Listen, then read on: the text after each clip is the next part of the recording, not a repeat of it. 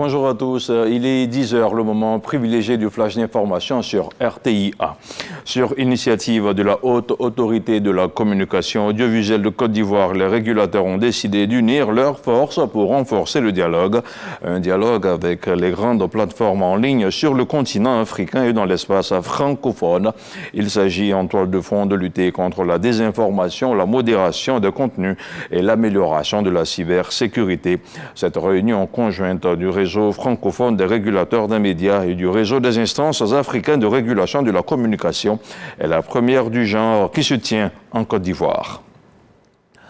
Le paludisme est la première cause d'hospitalisation en Côte d'Ivoire. En 2023, 1483 personnes en sont décédées selon le programme national de lutte.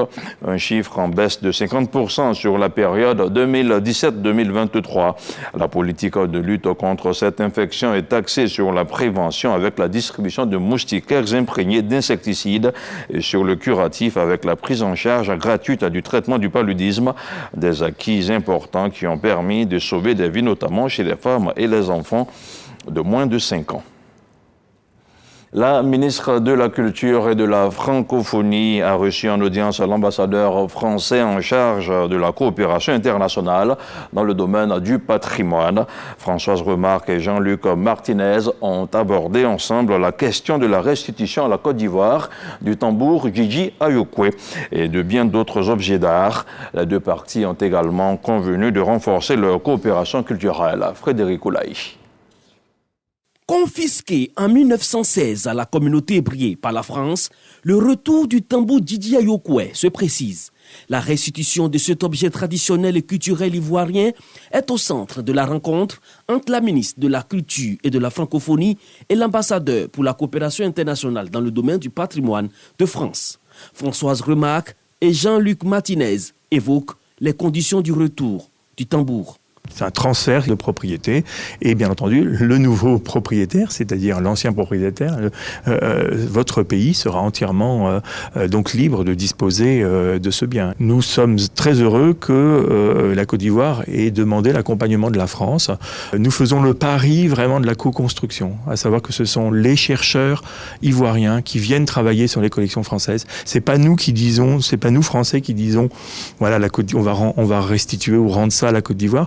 Nous disons simplement aux chercheurs ivoiriens, venez travailler sur nos collections et c'est à vous de définir ce qui est important, ce qui est symbolique pour la Côte d'Ivoire.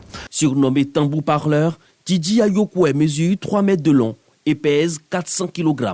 Il représente une fierté pour la culture ivoirienne, mais également pour la coopération culturelle entre les deux pays.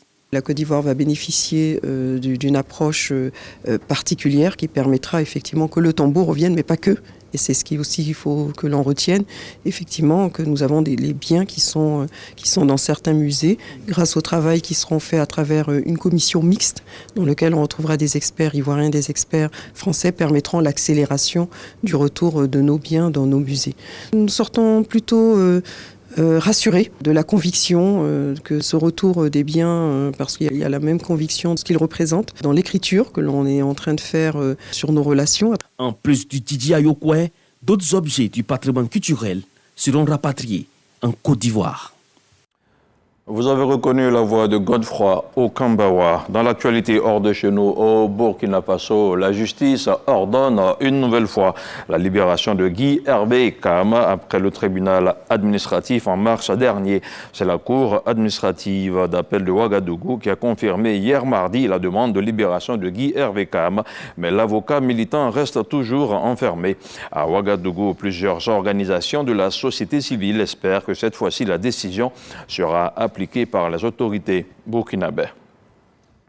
Un navire de guerre turc est arrivé au port de Mogadiscio hier mardi.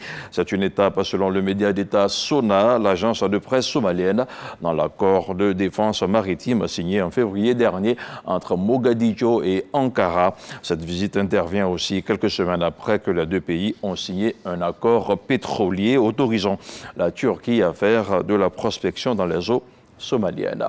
Et puis on termine avec la République démocratique du Congo où Vital Kamerhe a été officiellement désigné candidat de l'Union sacrée de la nation, la majorité parlementaire en RDC pour la présidence de l'Assemblée nationale. Lors d'une primaire organisée par la famille politique de Félix Tshisekedi, il a surpassé mardi les deux autres candidats, dont Christophe Mbosso, l'actuel président de la Chambre basse du Parlement, et Modeste Bahati, ancien président du Sénat. Vital Kamerhe avait déjà occupé le poste de président de l'Assemblée nationale de RDC de 2006 à 2009 sous Joseph Kabila. On se retrouve à 13h.